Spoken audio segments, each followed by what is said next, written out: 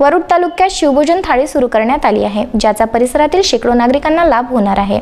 आमदार देवेंद्र भुयार यांनी स्वतः या शिवभोजन थाळीला भेट दिली व माहिती जाणून घेतली, तसेच तेथे भोजनाचा आनंद सुद्धा घेतला। सध्या संचारबंदीमुळे अनेकांचे काम बंद असून अनेकांवर उपासमारीची वेळ आली आहे, परंतु आता या शिवभोजनामुळे कुठेतरी त्यांना दिलासा मिळाला आहे।